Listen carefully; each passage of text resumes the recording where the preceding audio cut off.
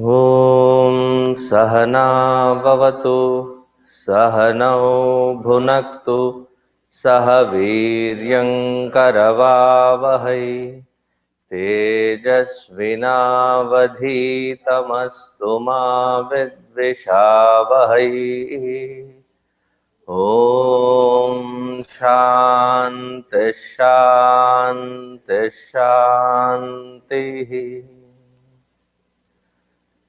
गुरुर्ब्रह्मा गुरुर्विष्णुः गुरुर्देवो महेश्वरः गुरुरेव परं ब्रह्म तस्मै श्री गुरवे नमः।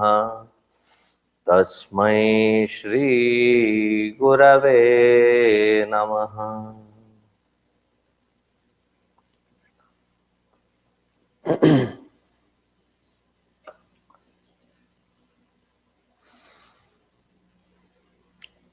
Yesterday when we started, we were talking about love and love for 4 different aspects. What were the 4 different aspects? It was not long ago, just yesterday. Okay. Love for God,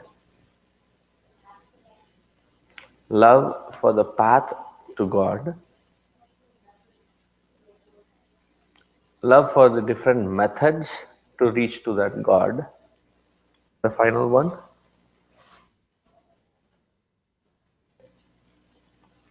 love for the scriptures which illumine this path so clearly and so well laid out.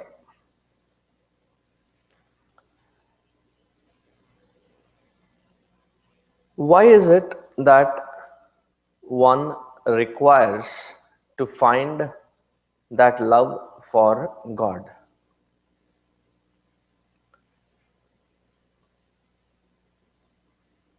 And when we look at this aspect, and if the scriptures and if the masters were not clear of this particular factor,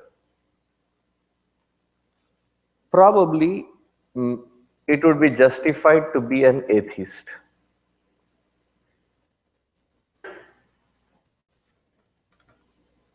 Or if not an atheist, at least an antagonist, like a non-believer. And the scriptures have done a very systematic job in understanding it and assessing it.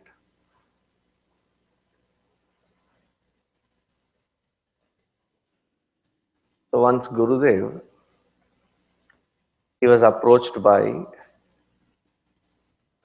this particular person who was calling himself as an atheist, a non-believer.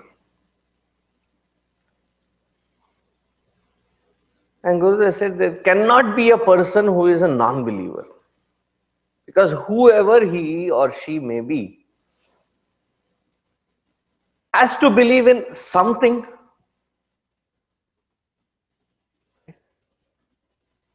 A non-believer, so-called, what he claims or he or she claims, believes in that aspect. Because when you boil it down, you have to at least believe in yourself. As long as you are believing in yourself, you cannot be called an atheist.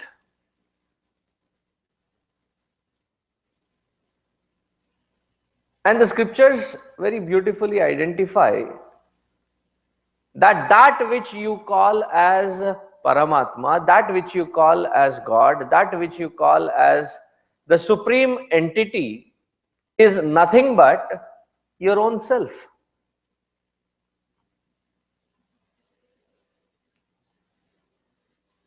May not be the one which you are defining as the self, but definitely the one the way the scriptures describe and identify as the self. Therefore, when we look at the greatest thing that we ever end up loving, what is it? Isn't it one's own self? Though what we end up identifying loving as may have to be refined or redefined, but what we love is definitely one's own self. Atmanastu kamaya sarvam priyam bhavati. It is for the love of the self alone that we like everything around us. One of the most naked truths, from the highest standpoint to the most psychological standpoint. However crazy one may act, one yet ends up loving one's own self the most.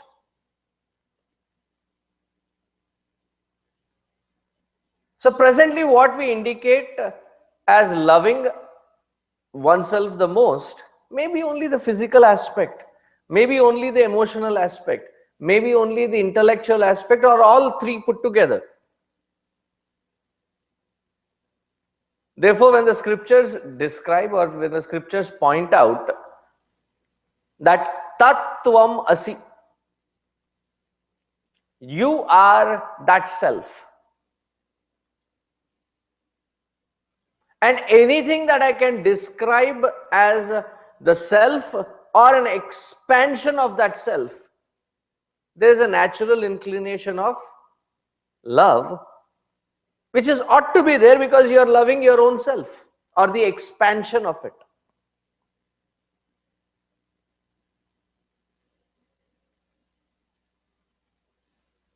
So when we yesterday were pointing it out, that the scriptures say that the highest that, or Narada Bhakti Sutras would indicate that the highest that ideal is for us to love, the deeper is our inspiration. And the highest is Paramatma, and that Paramatma happens to be one's own self. And wherever this self expands, the natural inclination is to expand it with that love.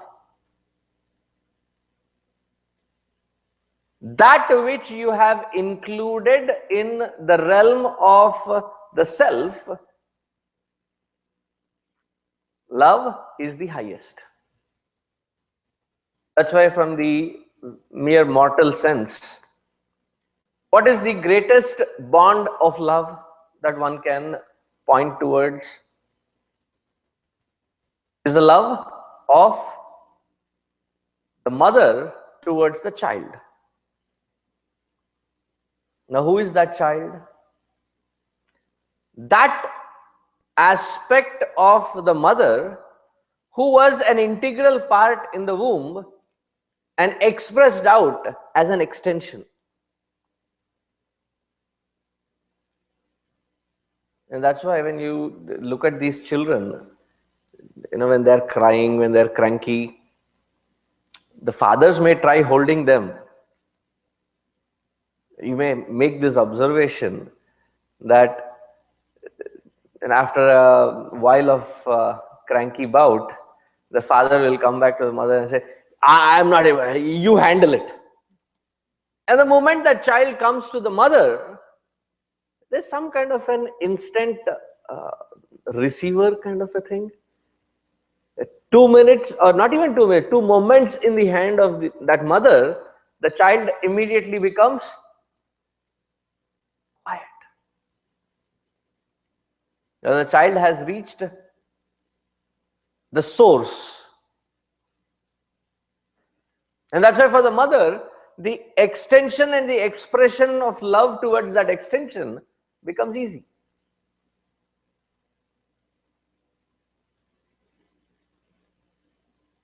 So presently, when we look at ourselves, the perspective of our body, or anything that I expand myself to, my room. Have you ever seen the 10 Commandments?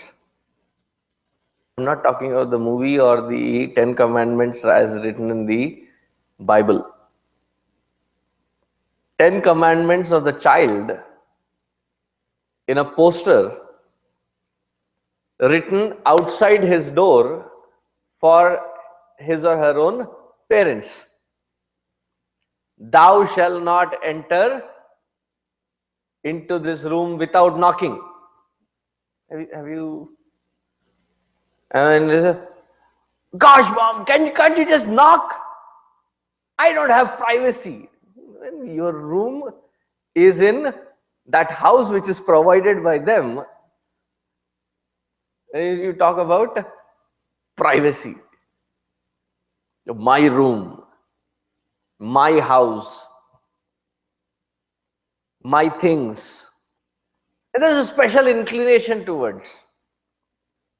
So anything that I can include in the realm of mine,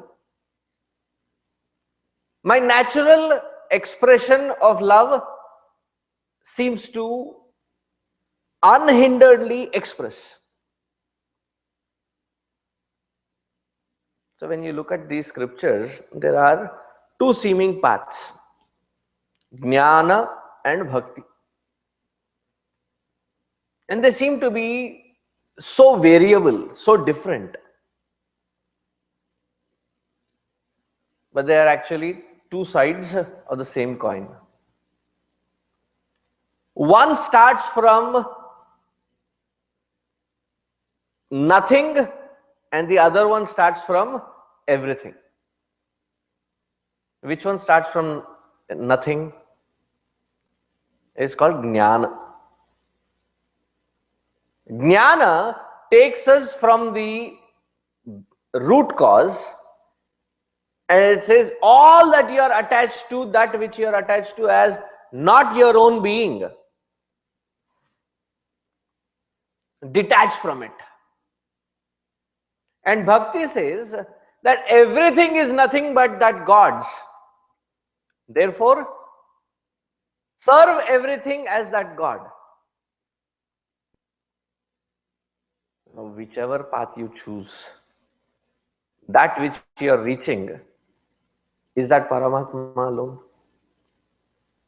Whether you start from inside out or outside in.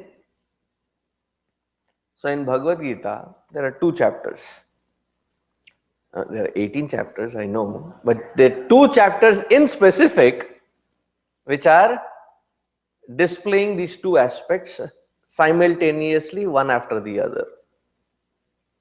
The 10th chapter and the 11th chapter.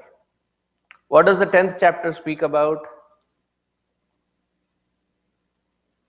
Stuff. Do you remember what is 10th chapter or 11th chapter?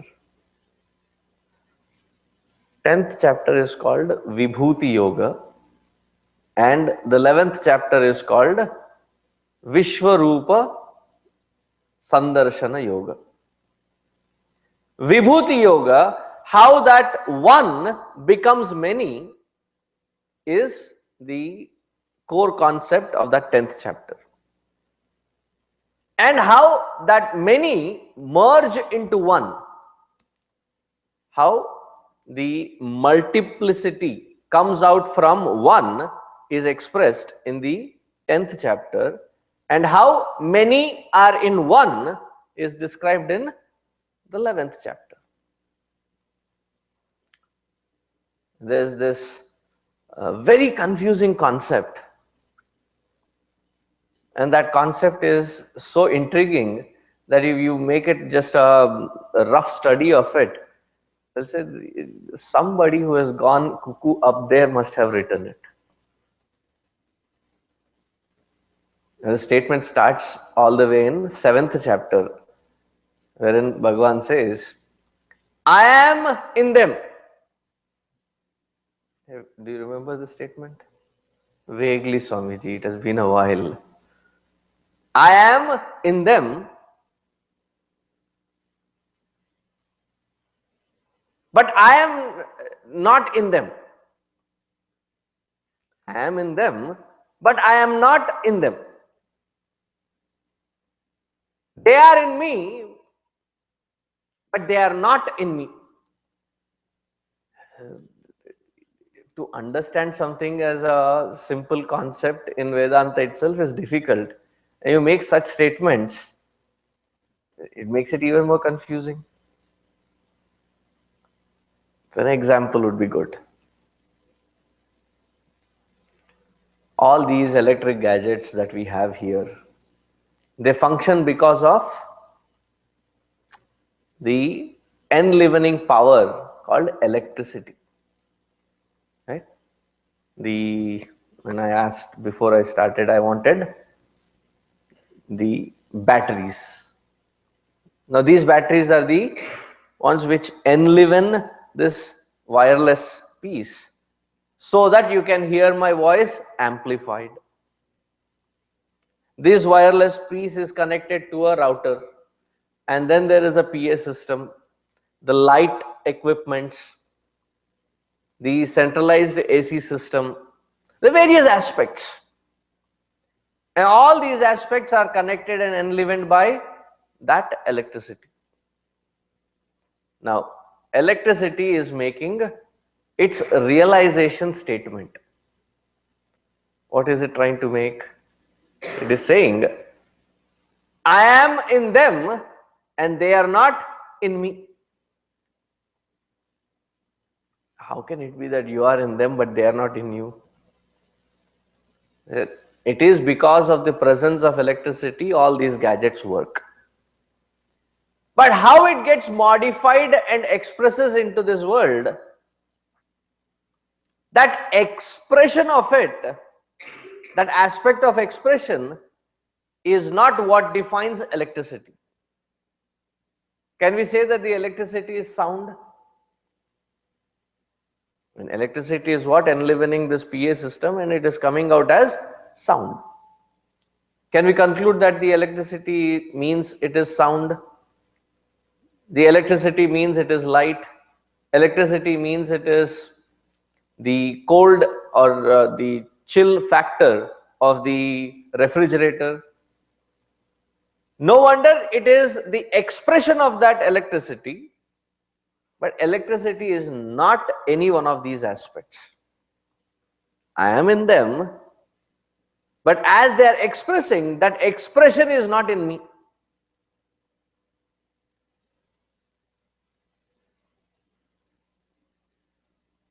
I am in them, they are not in me. I support the world, but the worldliness is not in me.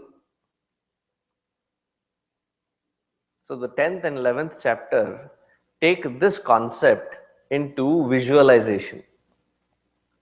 Like yesterday when we were sitting there and talking as to how to make the interactions more productive and interesting. Study groups. Check the door. How to make it productive and interesting. So one of the concepts that were given us that some methods or system wherein it is a very innovative new methods wherein there is a game or there is some kind of a hands-on activity that you'd see the examples in. Now one of such methods which is quite helpful is, let's say, PowerPoint or a game or some kind of a cards or something which gives you a tangibility to it. So the 10th chapter says that all this multiplicity, vibhuti, is one becoming many. And the 11th chapter is talking about the many converging in to become one. So whichever path you choose, whether you choose jnana or bhakti, the place that we are reaching is one and the same. They're not too different. Love for Paramatma or love for one's own self means the same. The intensity or love for oneself is because it is that Paramatma alone who is expressing. Now, how do we proceed? Either you can choose bhakti or you can choose jnana. And many think that bhakti is easy. Why? The responsibility is not on oneself. You stand in front of that entity and cry out loud that, "Oh Lord,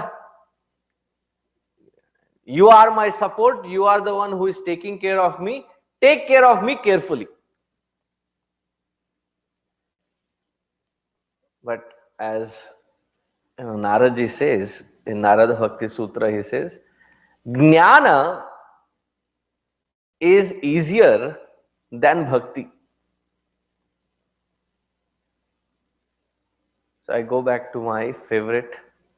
Can there be a lecture without a reference to Matrix?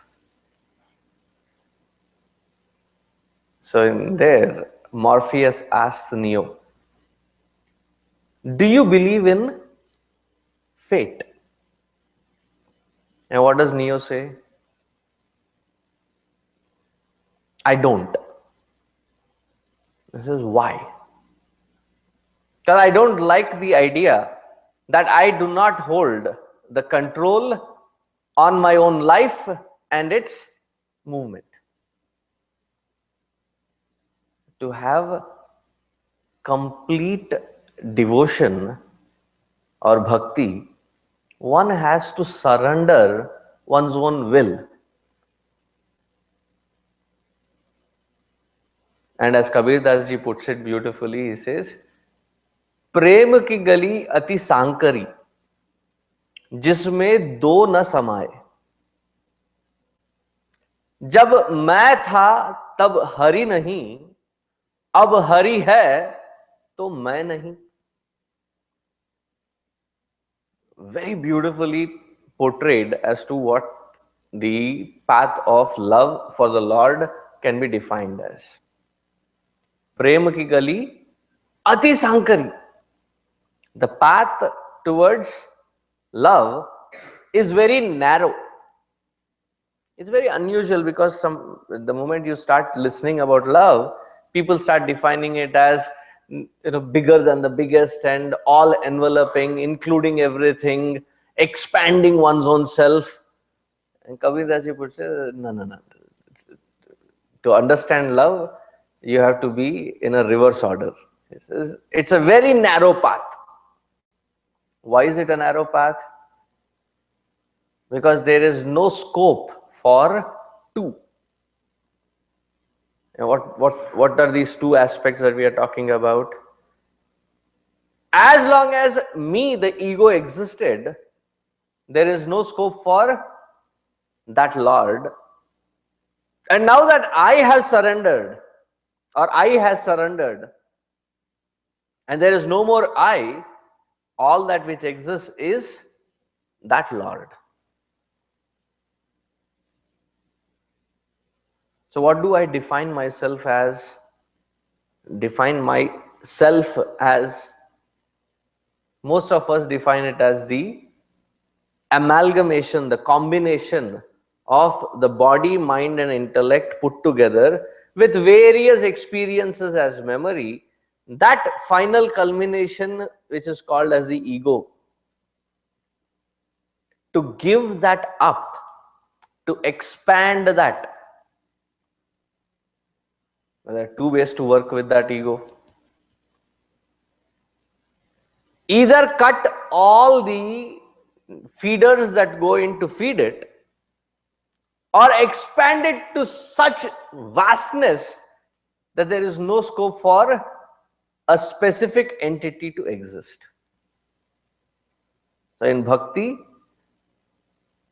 the annihilation of that ego is through surrender.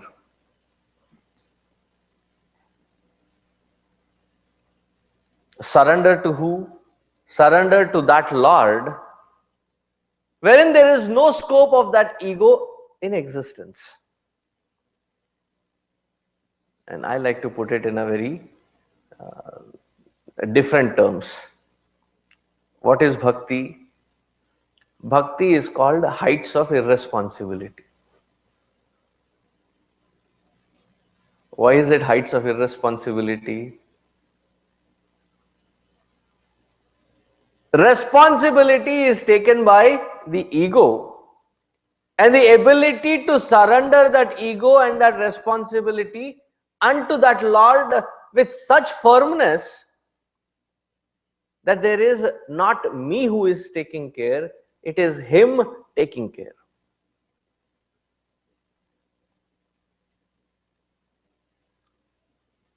So when we were growing up, there was this excerpt from a book called Titanic. So that story, it's about the same Titanic which is sinking. And it is not the movie that got released.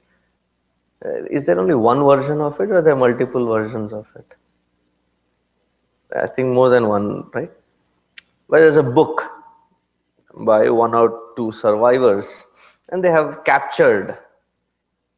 It's a very poetic, what do you call it? Melancholy, right? The poetic expression. And the story, one aspect of that story which was taken for us was that there's this kid. Everybody around is in a chaos, trying to find a lifesaver, trying to find a small escape boat. Everybody is in a chaotic mood.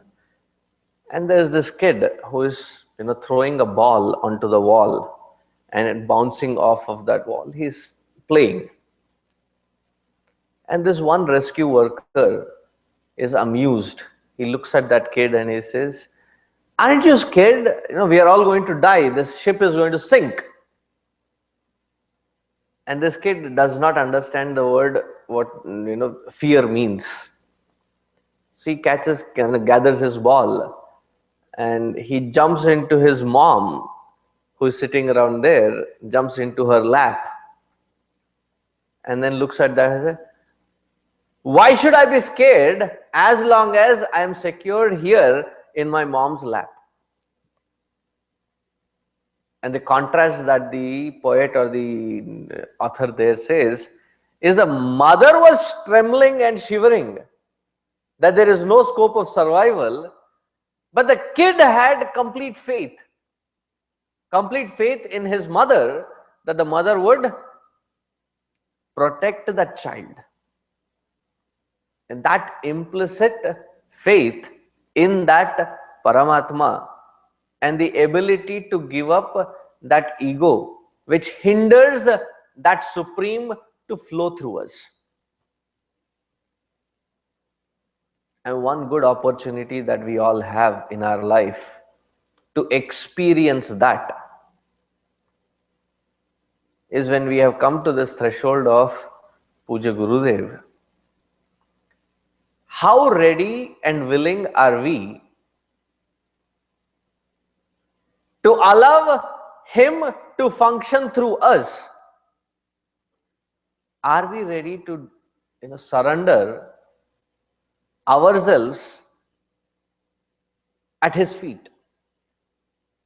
And when we say at His feet, no, He is not here. What do you mean by surrendering at His feet?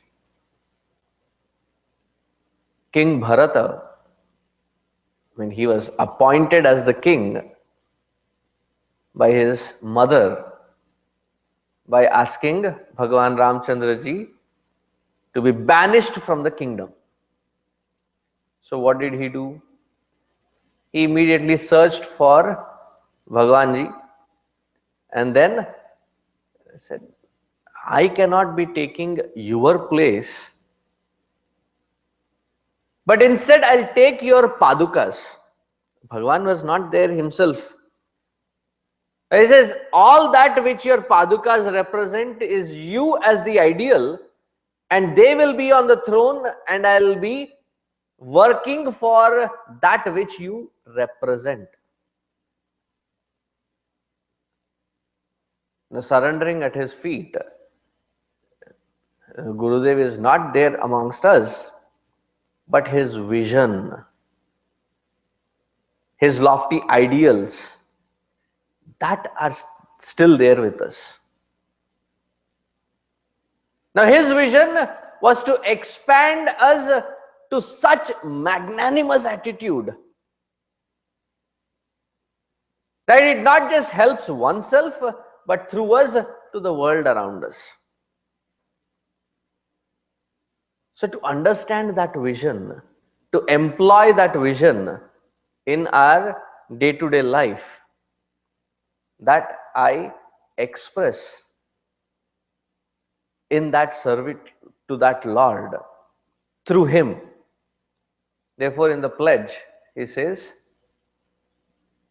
that service to the nation is service to the Lord of Lords. And service to this humanity is service to the Supreme Self. So he covers both aspects. One is talking about surrender to that Lord is by understanding what your own true nature is. And we get the scope of understanding both. So either you start with the love for the Lord, or you start with the love of the self. It does not matter. Now, if you are starting with love of self, there is a certain process for it. You are talking love of that supreme. There is a certain process of evolution. Both take us to the same goal, to experience that oneness either in the self or in the Supreme Self. And both take us to that transcendence which is beyond the ego.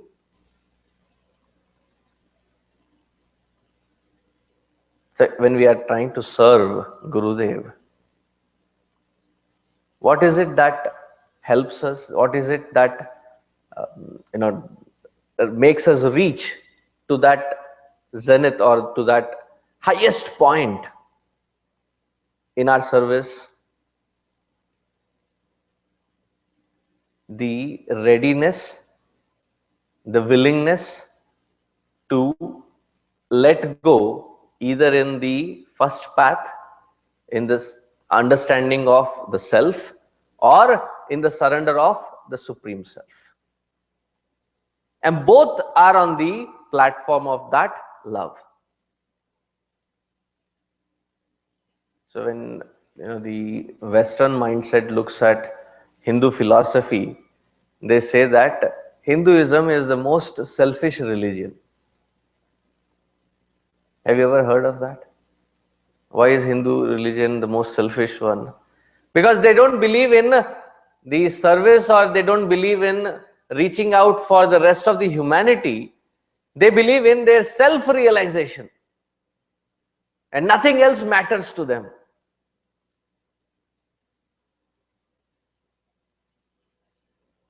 Now, whether that self-realization is through dedicating it to the highest altar of Paramatma or dedicating to the altar of the self, it reaches to the same point. How? That we will see in the next satsang.